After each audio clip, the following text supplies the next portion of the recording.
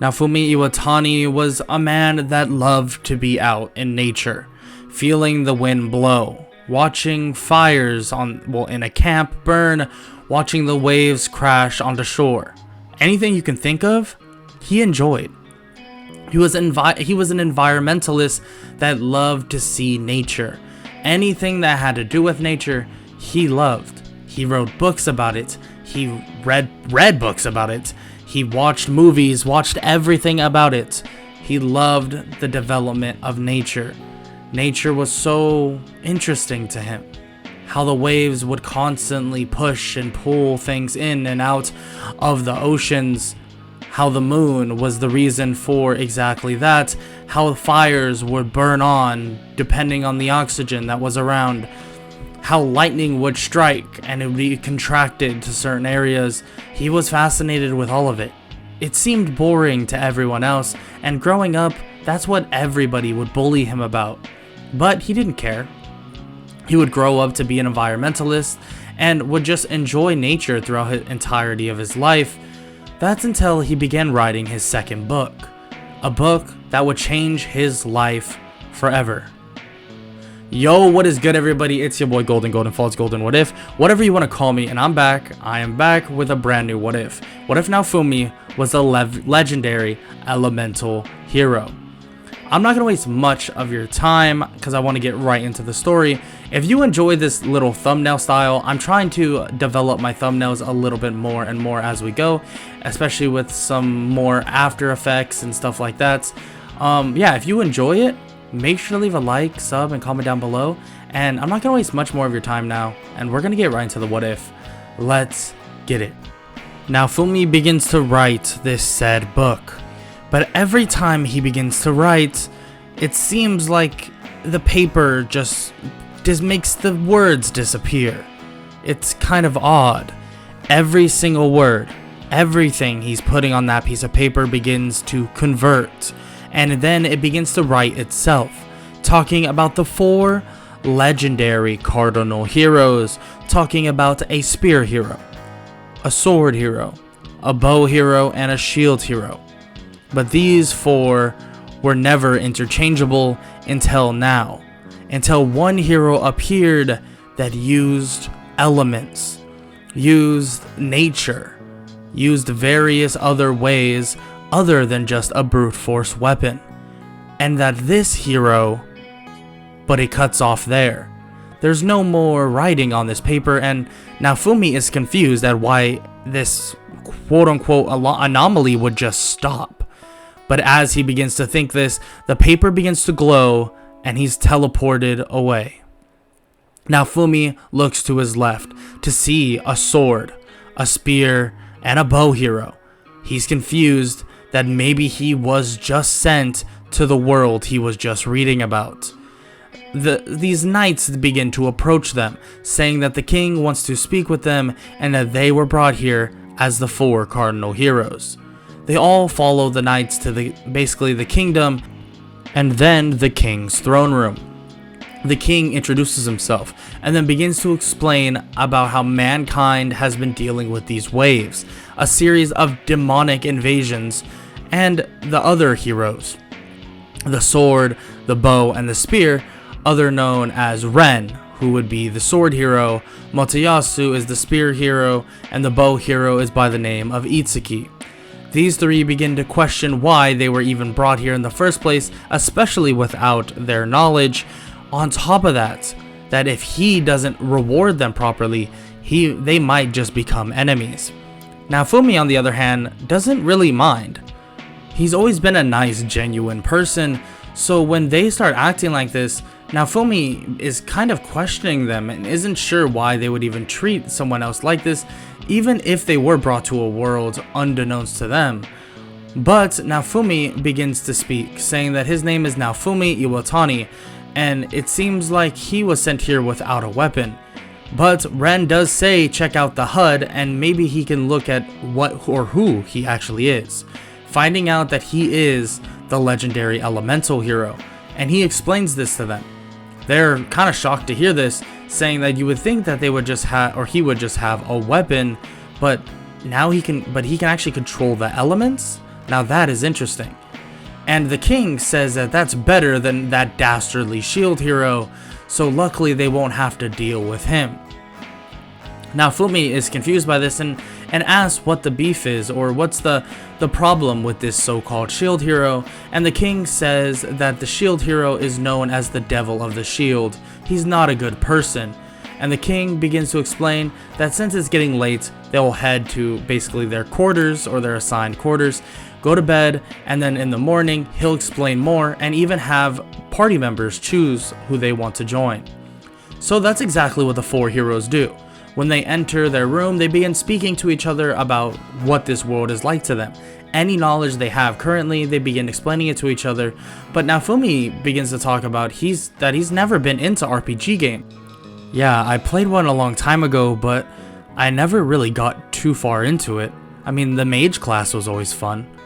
They begin to say that they can give him a rundown the best they possibly can, and they also bring up that it's kind of ironic that he enjoyed the mage class, that it would make sense since he likes the elements so much. And he nods, saying that he's actually, in his world, he's an environmentalist, and he observes the elements of Earth a lot.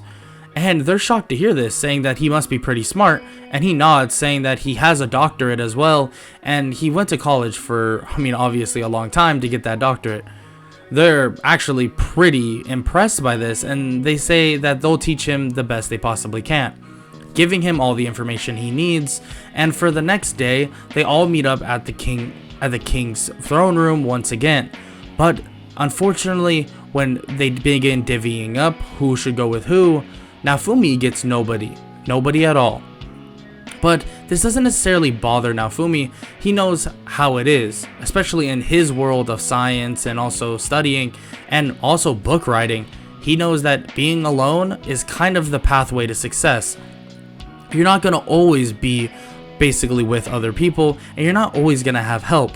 He says that as long as he's properly compensated, he should end up being just fine. So he's given about 1,500 silver, and he heads off immediately. He goes to a weaponsmith by the name of Elhard and begins speaking with him, asking about what he can buy, what armor he could actually use, and if he could try and pick up one of his weapons. He grabs a weapon, but immediately just breaks off, and he can't even hold it. So he realizes that he definitely is restricted to only the elements. But how exactly is he going to be able to use these so-called elements? He's not so sure. So he gets the armor from Elhard and pays him a little extra to make sure that he's in his good graces. Naofumi then heads off to go basically start killing as many monsters as possible to level up. At least that's what he knows in terms of trying to level up. That's what Motoyasu, Itsuki, and Ren told him. When he begins to kill monsters, he tries to figure out a way to activate his power, but he can't. So he starts studying his gem that's on his chest, and then various other things in his HUD menu, eventually finding out that he actually has to choose a singular element. There's various elements that scale off of a multitude of things.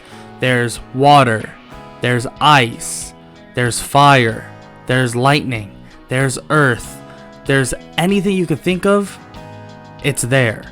Elements galore, but the only thing is Naofumi has to choose one for now, and it seems like he can choose another after a certain amount of leveling as well.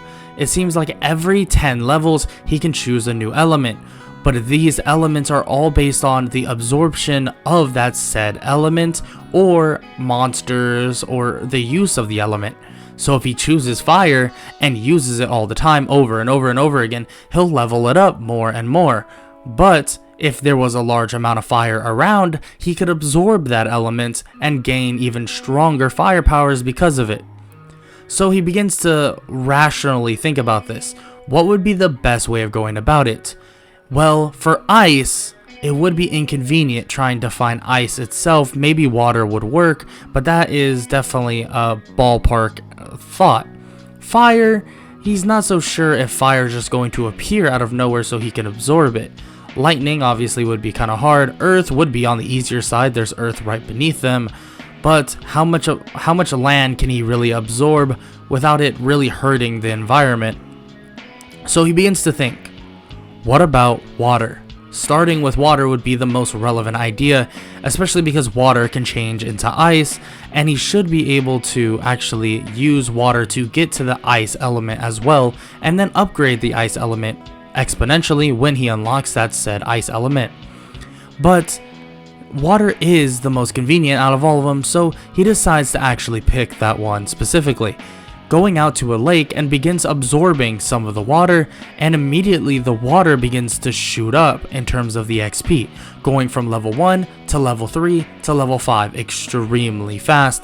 And he realizes that he can use water to his advantage in a certain instance. He can actually gather up fish using his water, basically giving him infinite amounts of food if he so chooses to do so.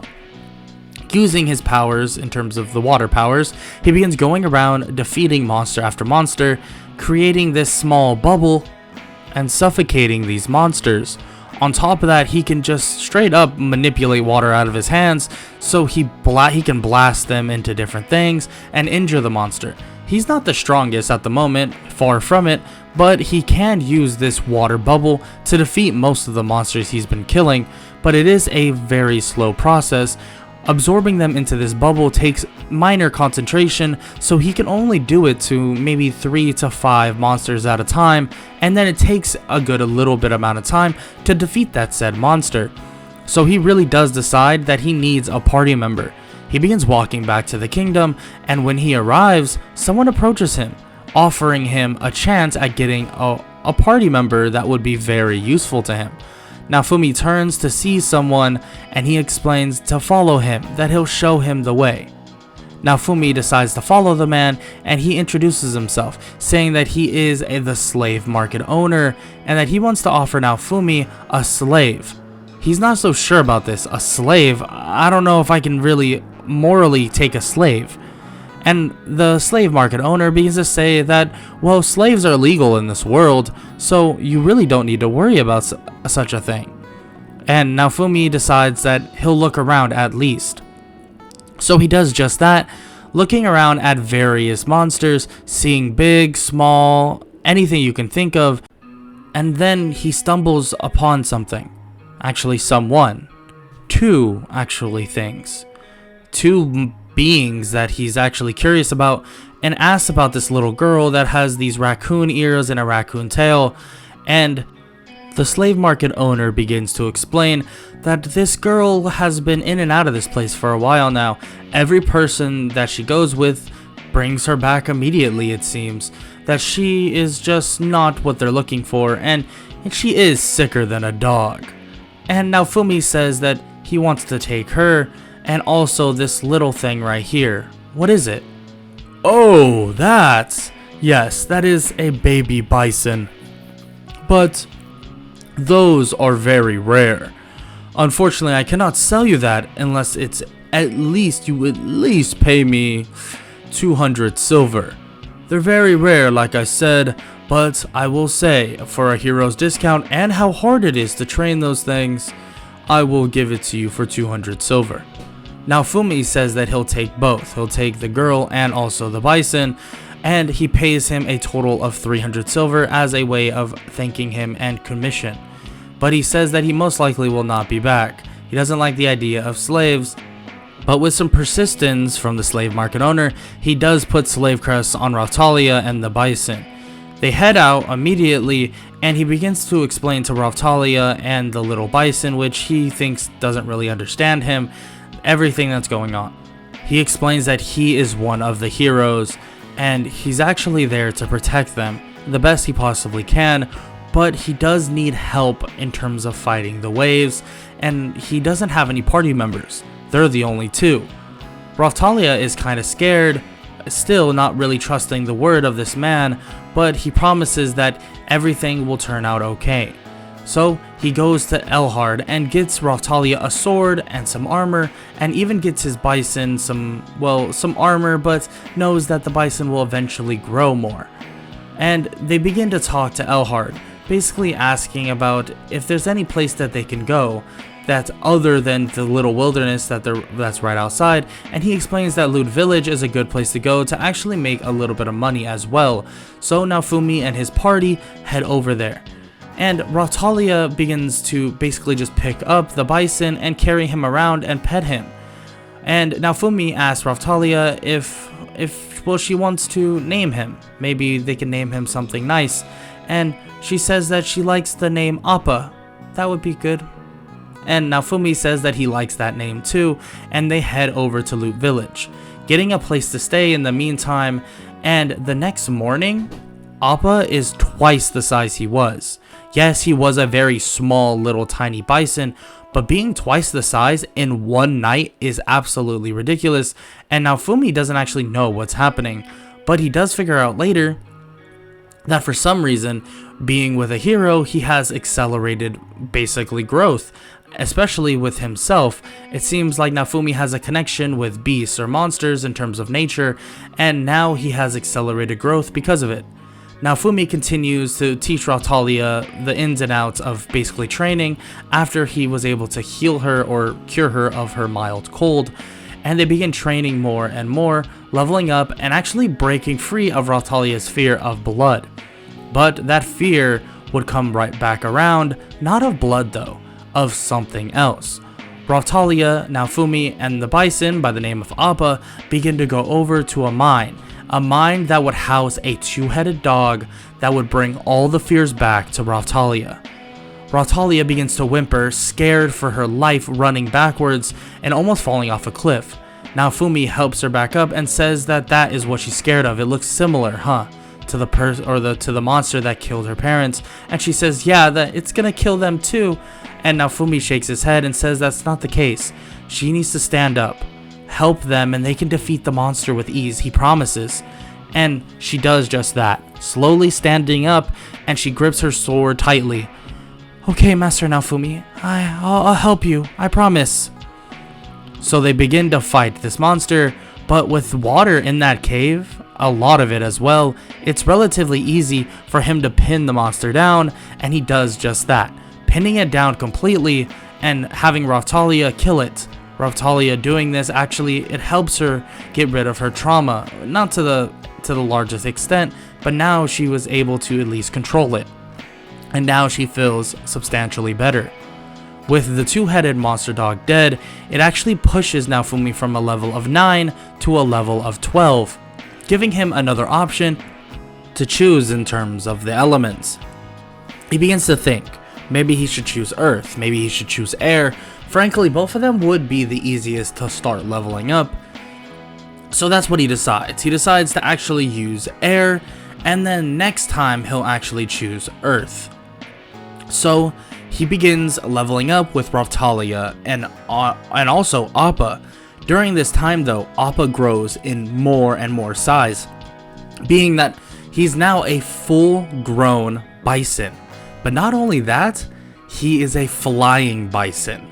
They learn this about halfway through the month, and they begin flying around, traveling to different places.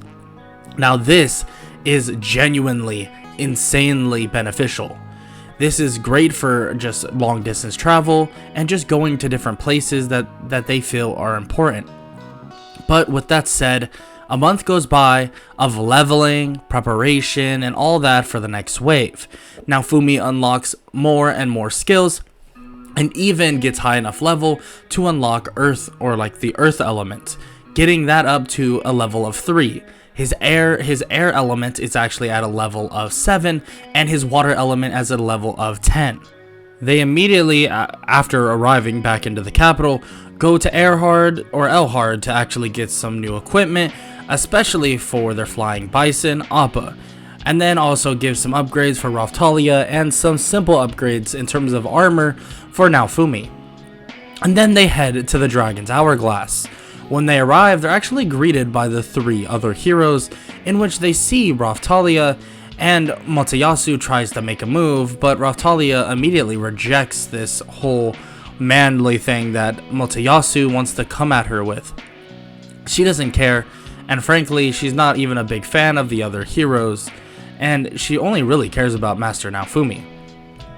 So they check how much time is left before the next wave, figuring that it's actually 24 hours out before the wave starts. So they actually head off and begin to prepare, especially at Loot Village. They believe that the wave could affect Loot Village incredibly in terms of how much damage it could cause. So Naofumi does his best using his earth elemental powers to create barriers to protect the village of Loot. And then the wave begins. Tons of monsters begin to roll in, hornets, skeletons, giant zombie-like monsters. A lot of them are actually blocked out because of where he set up the barriers, but some do get through. But they're easily defeated. Naofumi either blasts them back into walls, into the ground with his air, or just encapsulates them with his water. He believes that he can't really make a big difference in terms of the raw fighting power, but he is starting to learn more and more about his bending of some sorts and use of elemental powers, and he actually is able to make a water sword at the level of 10, especially with water being such a high level now. He begins slicing through the monsters and feels that this is pretty beneficial, but obviously ice or sharp ice would be way better. Fire is a more destructive power as well, so fire would be pretty beneficial. So he's gonna have to make that decision when he crosses the 30 level threshold. But easily, him and his party are able to fend off everybody, gaining a couple levels on the way to defeating everything in the wave, and it seems like the other heroes actually just have defeated the last part of the wave, in which is the main boss, quote unquote. Naofumi says that went easier than he thought and it went pretty smoothly, and he says that he's going to treat Raphtalia and Appa to a special thing, whatever they want. And Raphtalia says that she just wants maybe a new blade. She knows that she just got this recently, but she feels like she's already out-leveling this blade, and maybe she can inflict her next blade with some power that she might have. And Naofumi does say that there are magical affinities, so maybe Raphtalia has a magical affinity that could help her blade. In which she nods, and Appa just wants a new saddle. At least that's what Naofumi assumes. When he brings it up, Appa begins to basically jump up and down, being all excited. You know, you're gonna come in really a lot handy, Appa, especially with traveling to other villages. We gotta meet new people, you know? Appa begins to jump up and down once again, excited at the idea of meeting more and more people. In which the wave of catastrophe is now over, so the heroes are then treated to a state dinner, in which Naofumi decides to head over to, especially with Appa because he loves food. Raphtalia likes trying various sweets, but Naofumi's not big on trying new food, but just for the sake of them, he'll try whatever they want to try. They begin eating, laughing, and basically having a good time, but that's interrupted by someone that has a foul mindset, somebody that just wants to cause conflict. Mine, the princess to the king on Motayasu's party, basically begins to tell Motoyasu that the two over there, Appa, they call him, the bison, and also Raphtalia, they're both slaves, and Naofumi is forcing them to fight for him.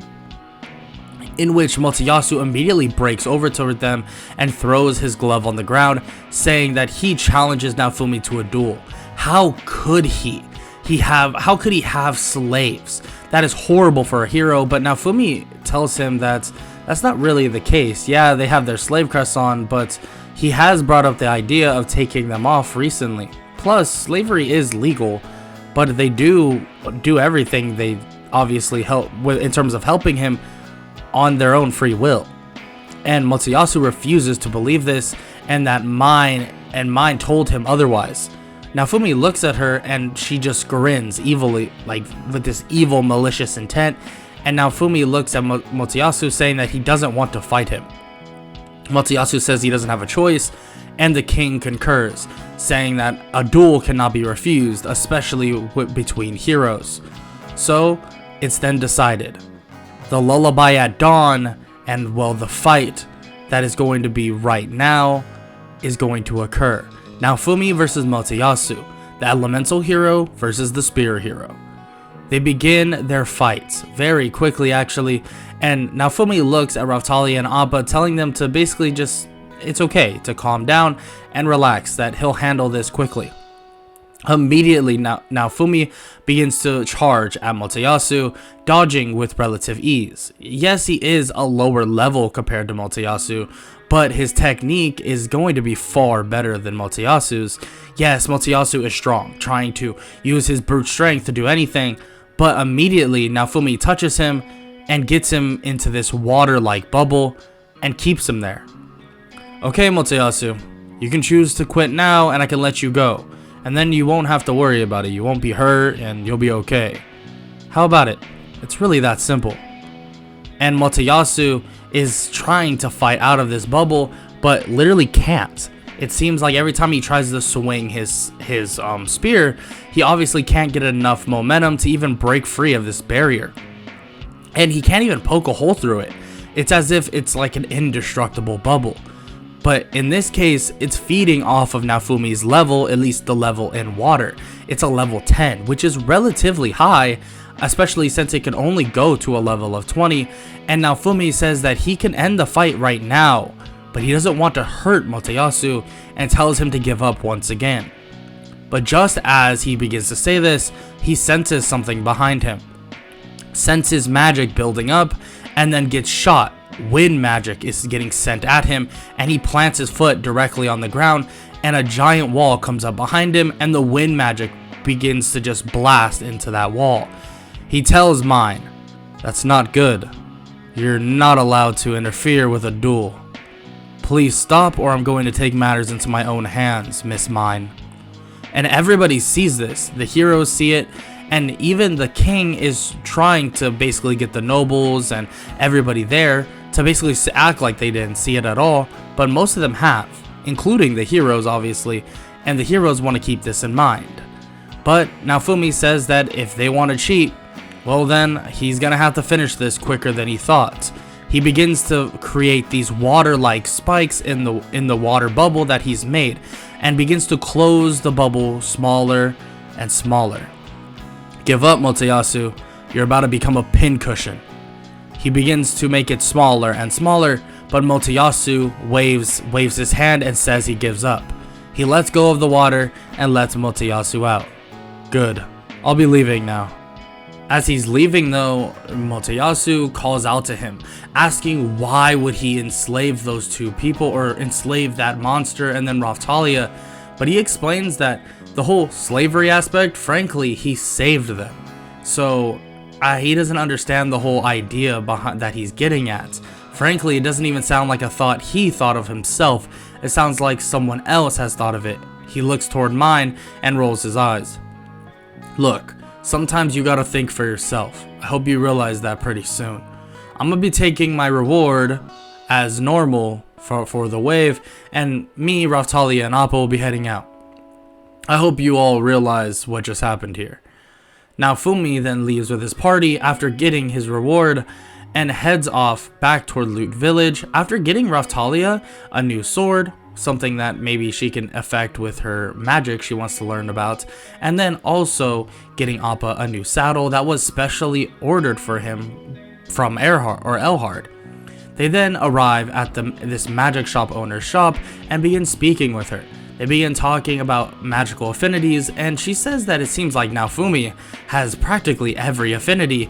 It's all elemental, and he says he knows and that he is the elemental hero. They ask about Raphtalia, and she says that she has a affinity for light and dark, but there isn't that much she can do in terms of enforcing that magic upon a normal sword, that it would have to be, you could say, a magical hilt of some sorts. And Naofumi is interested by this and says that maybe they'll have to do some studying. And she says, of course, and gives them a book for free, and Raphtalia will be able to learn as much as possible, even in a short amount of time. So they hop on Appa and begin flying over to Loot Village, and when they arrive, they begin speaking with them, asking if they have any, you could call, carts or anything that they can use for storage in the meantime. Nothing too big so Appa doesn't get too tired, but something that they can put on top of Appa with a good amount of storage. And they say, of course, that they can offer something, and they'll even make it a smaller size, you could say. And Naofumi is happy to hear this, and basically makes a trade with them, giving them a little bit of money, in which they try to refuse because frankly, Naofumi saved them earlier, so there's no reason for him to pay, but he says that it's really no trouble. He'd actually enjoy paying for this. And they smile, saying that he's one hell of a hero.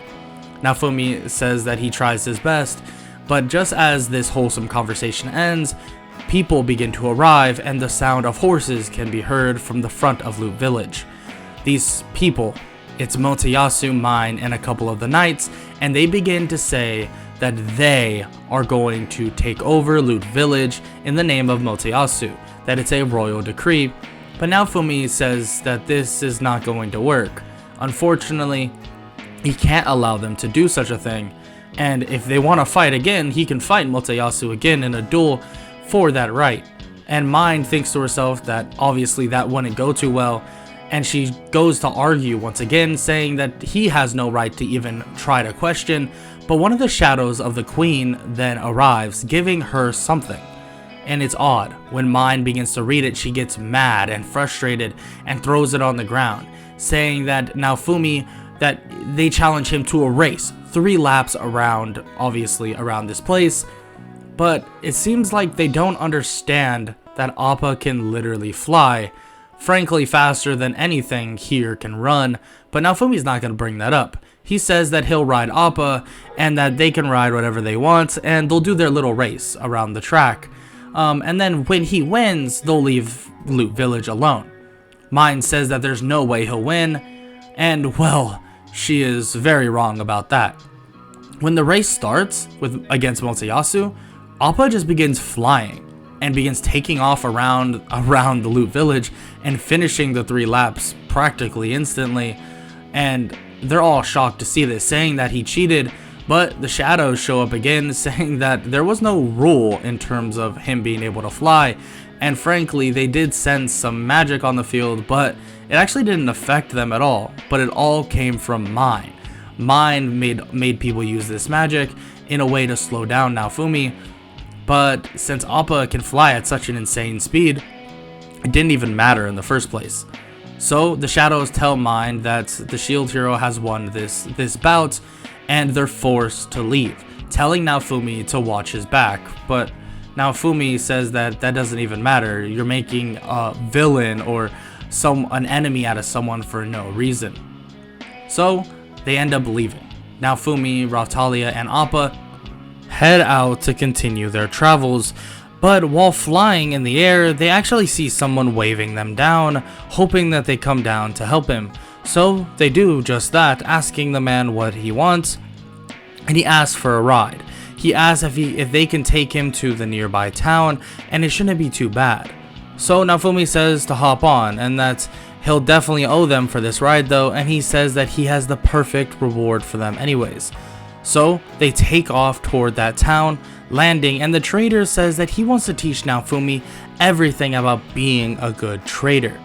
New skills, he'll introduce him to contacts, he'll even basically give him a warrant for certain quarries at a discount.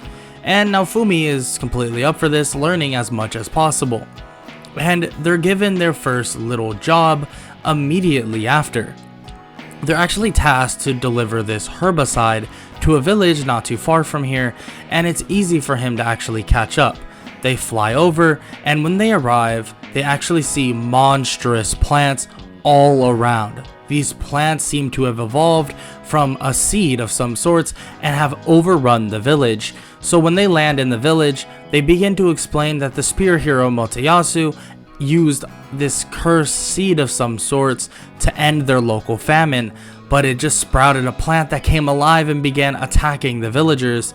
And with Motoyasu gone, they have no way of even defeating this monster, and they're just gonna all die here. Naofumi says that's no problem, that he'll basically be able to handle this relatively easily, especially with the herbicide that he has, and they thank him profusely for this, and he says that it's truly not a problem. Him, Appa, and Raphtalia head down to defeat this giant monstrous plant, and immediately Naofumi just uses his water elemental powers to basically use the herbicide and put that deep within the monster plant.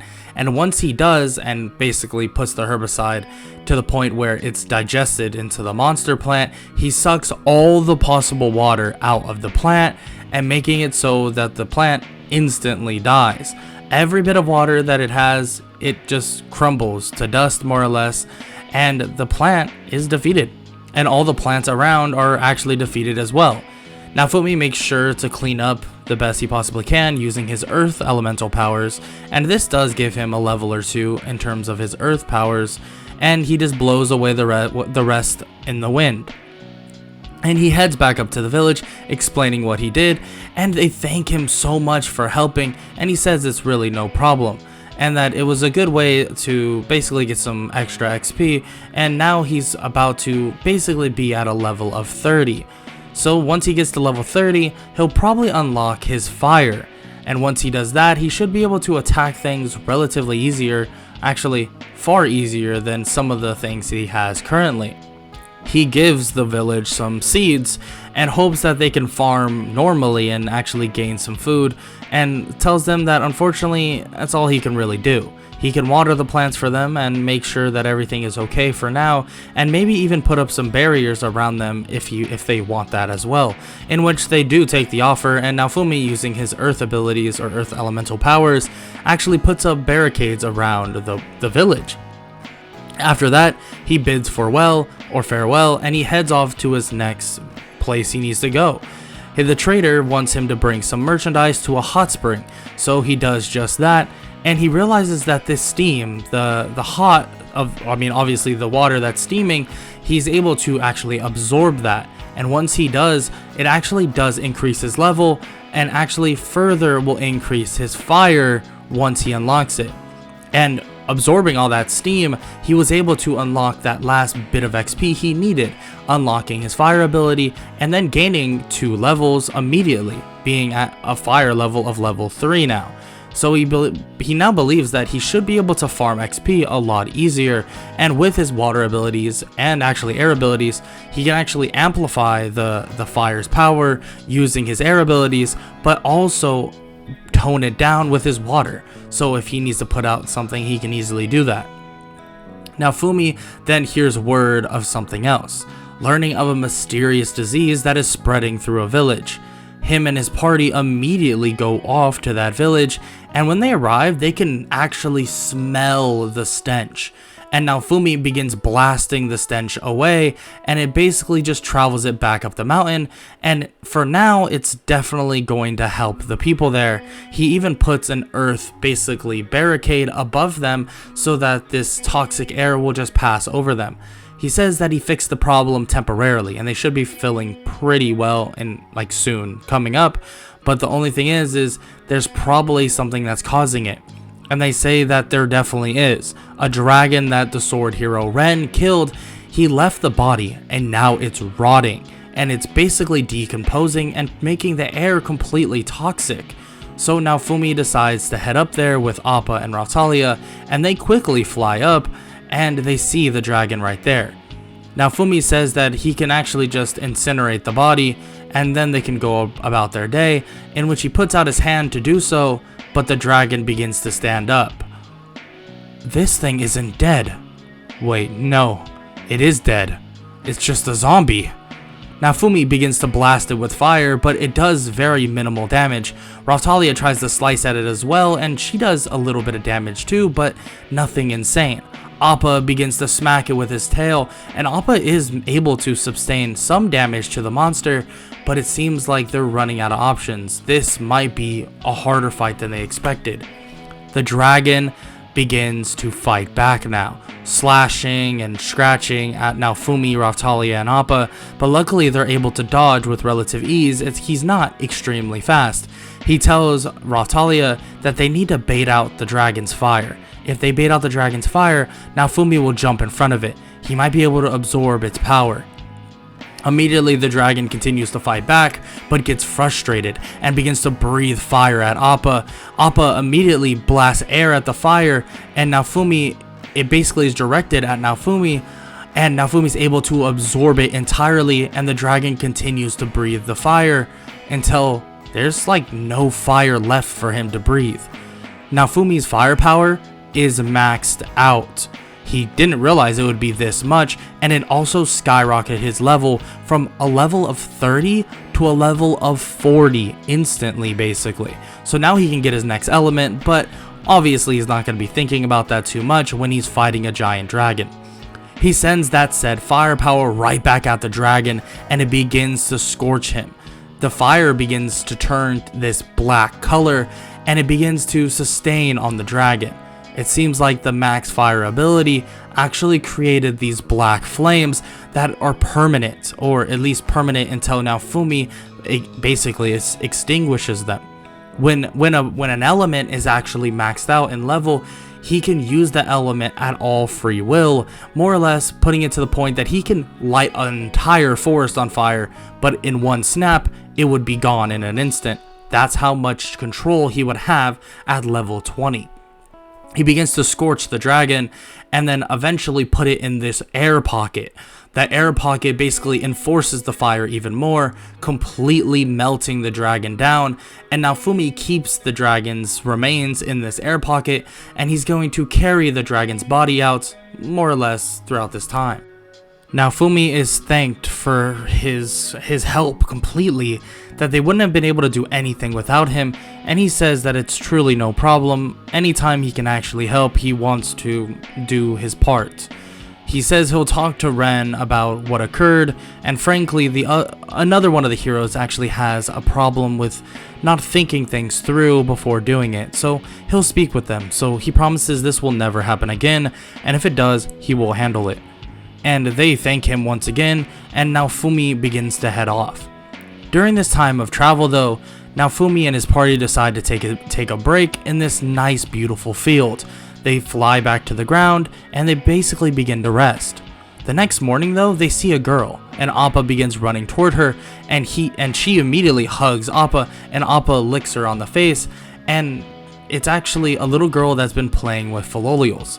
Obviously, the Philolials run away when a giant creature like Appa runs toward them, but it seems like this little girl isn't afraid of Appa at all, and walks over with Appa and asks if there's any chance that they can guide her back to the capital, and maybe give her a ride if possible.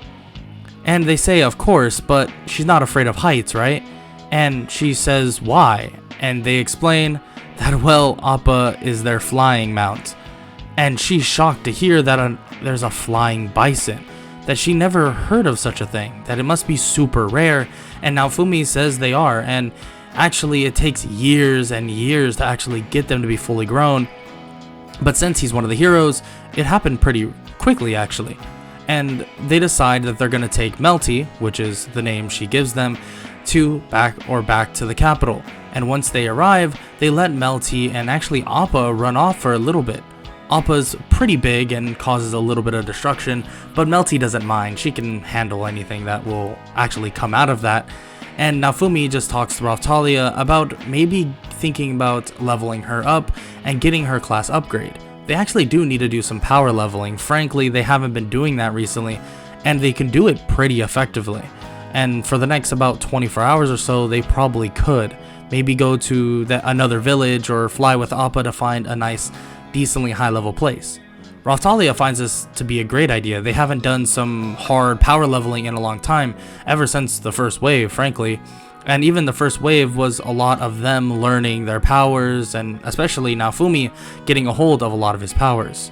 And he says, speaking of that, he actually can unlock another one, in which he has earth, fire, air, water, and now he can unlock one more, and he's thinking about what he should do. Maybe I'll do ice or lightning. Well, I feel like ice would be more beneficial, especially when I have water powers already. So now Fumi decides to unlock ice, in which actually seems to be more of a melee aspect of things, and actually has a nice AoE of slow. It's not too much projectiles in a way, but he can make ice spears, ice swords, and stuff like that when he gains more levels. As he's actually talking to Raphtalia about this, someone comes out of nowhere and tries to strike him with a spear. It's Motoyasu, the spear hero. Naofumi immediately separates them with an earth wall and pushes him backwards and tells him to stop. What does he think he's doing? And Naofumi is so confused, but Motoyasu says that he's thought about it, that he's not gonna let him just keep the slaves that he has. He'll make sure that they get away. But as he says this, Mine is behind him laughing and smirking at this idea and basically telling Naofumi that he doesn't even stand a chance, that Motoyasu is so much stronger now. But just as she says this, Melty comes back with royal guards and tells them to stop. She explains that she is the second princess and actually the heir apparent to the throne of the queen. And she explains that Malty, the one that's basically starting all this, as she glares at her sister, says that her personality is too toxic, and that's why she's basically not the next in line. And Malty tells her little sister to get out of here, that these are older people things. And Melty disagrees, that they're fighting like children, so they should be treated like them. She tells Naofumi not to worry about them, that she'll handle everything that needs to be handled, and that he has a plan and that he needs to do some things. He's kind of shocked that Melty is actually the princess and actually the heir apparent to the throne, but he doesn't really question much of it. He doesn't really care necessarily. He thinks that she's a good girl and actually thanks her for the help and is just kind of surprised and even tells her that. And she says she's sorry for not telling him sooner, but she didn't want to say things like that, especially out and about. And he understands. He explains to her that they need to go get some training done, and that's why they're actually going to be heading out right now. With a limited time before the next wave, and him even checking how much time is left, he needs to go to a nice place where they can train and power level as much as possible. In which they do just that. For the next, you could say 30-35 hours, they actually power level like crazy. With Appa, Raphtalia, and Naofumi, it's a perfect unison. He has this spread aura with his fire, and he can even encapsulate more and more monsters using his water, and slowly but surely will defeat monsters like that. And basically leave openings for Appa and Raphtalia to strike them down, and they gain XP as well. They're all gaining XP in perfect unison, and they get Naofumi actually up to a level of 50, getting him another element, which he chooses to pick lightning. Now that he has lightning, he doesn't really have a way to level it up.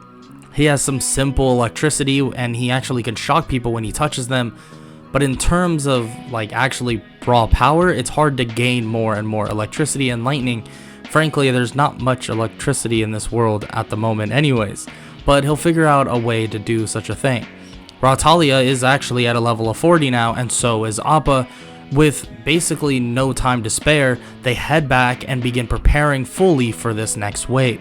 They begin talking to Elhard and basically getting everything set up in terms of potions, armor, and anything they can possibly think of. And eventually they head out once again to Loot Village, in which it already has reinforcements, so this wave should be relatively easy in terms of that. And most monsters won't even be able to get in, and Naofumi will just fly around with Appa, basically shooting fire at all of them, destroying it. Or destroying any monsters he possibly can.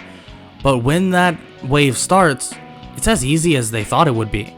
It's very simple. They're defending Loot Village as if it was nothing, and even Naofumi and Appa are flying around killing more monsters at various different villages at really fast speeds. And if he even burns a house, he just immediately gets rid of the fire, so it's extremely convenient. But it seems like whatever the boss monster is giving the other heroes some trouble, because they haven't even killed it yet. So Naofumi, Appa, and Raphtalia take off and tell Loot Village to be safe and actually use anything at their disposal that they were given. They say they'll be fine, that they have enough people there to actually protect them, so they're able to basically defend themselves as Naofumi and his party head off to the main source of the wave, or the main monster. When they arrive, they see a Dutchman's ship with a Dutchman on it, but they're all arguing, saying that no, this is how we're going to get the boss to come out, and no, this is how it's going to happen, and they're not agreeing on anything, and they can't figure out anything. And Raphtalia immediately points something out. Using her magic, she's able to spot a shadow right behind the Dutchman, and that is the main source of the boss. She immediately stabs it, and something comes out. It's the Soul Eater. The Soul Eater begins to try and attack them, but Naofumi encapsulates it in this sphere of wind and begins to incinerate the monster.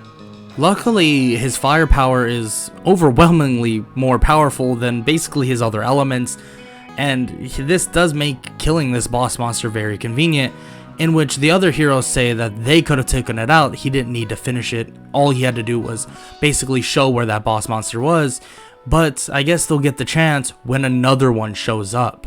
Naofumi backs up immediately, basically ready to set up another attack, but the other heroes say no need. They begin trying to attack the Soul Eater, but nothing happens. They can't injure it, they're not strong enough to do so, and it seems like they're lacking something. Actually, they're lacking a lot of something. Naofumi realizes that just because their level is high, it is even higher than Naofumi's at this point, doesn't mean they're strong. They're lacking a lot of experience with their own weapons. Naofumi, on the other hand, spent a lot of time learning his elements. Yes, he doesn't have as much experience with like lightning and ice, but in terms of water, he has insane experience. And now with fire, he has insane experience as well. Earth, obviously, he just uses it for barricades and such, but as he grows more and more, he'll gain more experience with that as well. All his elements, he's been gaining experience, literal and XP. So both types of experience. But as he realizes that these heroes are not going to be able to kill this Soul Eater, he goes to blast it with fire, but before he does, it's like stabbed in multiple areas with these energy like beams? No, they're cutting through them like they're like energy blades. It doesn't matter. Where are they even coming from? These beams of some sorts. And the thing, no, the person that is creating these beams or these blades of energy begins to hover down. And that woman is named Glass. She's wearing a black kimono, wielding two twin-bladed war fans. The true enemy of this wave has just arrived.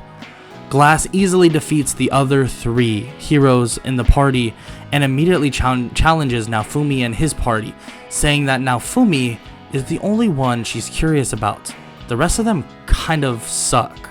They're not strong, and it seems like they don't even take this seriously. They're not even a threat. Naofumi, on the other hand, has intent to his attacks. Immediately, Naofumi traps her in this capsule of water, trying to suffocate her, but she's able to just break free like it's nothing. She shakes her head, saying that it's not going to be that simple, and Naofumi begins to combine his wind and fire, blasting at her, and she begins to feel this, making her dodge, and basically going to attack Naofumi, but Raphtalia is able to hit her away slightly as he blasts her with wind, slamming her into the deck of the boat. She's able to stand up and begins her onslaught on Naofumi and his party. Appa is able to get them away by flying them away, but this isn't going very well. Maybe in raw power, Naofumi can actually keep up, but Naofumi's defenses aren't insane. If he gets hit by one of these blows, it's going to hurt like hell. He's trying to find any way to make it so his defense can go up. He has no way of doing such a thing until, well, another blast strikes him in the back and it lands straight on and goes sending him flying into a mountain. And when he lands in the mountain, he lands among all of the earth, all of the ground. He can feel the ground begin to surround him completely. It's as if it's armoring him. What the hell is even going on? I'm not even doing this. It begins to form on his body, and Naofumi walks back out in this coat of earth and nature. He jumps out and lands on Appa, in which he's slightly heavier. By slightly, I mean probably 30 pounds heavier. He turns toward Glass, and when she shoots another beam, he's able to swat it away. Jumping off of Appa, charging back at Glass, landing a clean blow to her face. And the real fight is about to begin. They begin striking each other down, and Naofumi and his defense actually has skyrocketed. Unfortunately, he's slightly slower, But he's able to make up for this using his wind powers, basically using it to move side to side faster and actually slowing down the battlefield, well, in terms of glass, slowing her down.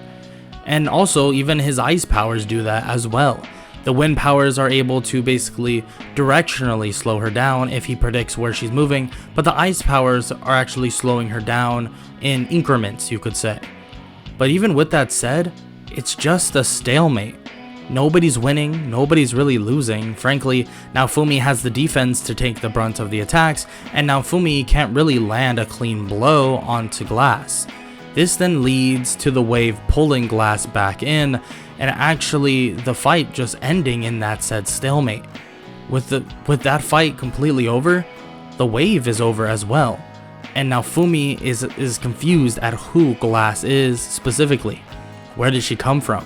She's able to leave within the wave? No monster has been really able to do that ever. So how is she able to do that? These are questions for another time, and maybe nobody even has these answers. Maybe only glass. But with the wave over, everybody is invited back to the castle, but the king is mad. The king is pissed and begins questioning Naofumi, saying that he's been hiding something. Naofumi shakes his head, saying he hasn't been hiding anything. How would he hide something? And he says that he's just been training, working, and he can explain how his powers work, but that won't change the fact that he's strong. He's strong because these other heroes are not using their abilities properly. Not at all. And it seems like they don't realize that you need to master techniques for them to be actually beneficial to you. He tells the king this, but the king still doesn't believe him, saying that that just can't be the case. He has to be doing something. There has to be something underlying that he's doing. And he says that if Naofumi won't tell him, he might not be able to kill him, but he can damn well kill his party members. Naofumi lifts up his left hand, and fire begins to rise within that hand.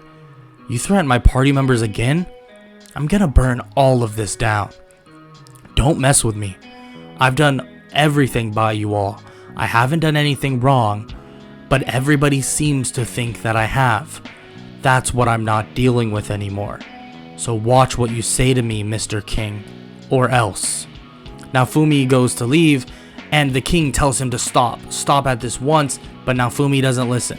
He walks out the giant door, and when walking down the staircase, he's greeted by something, greeted by a shadow.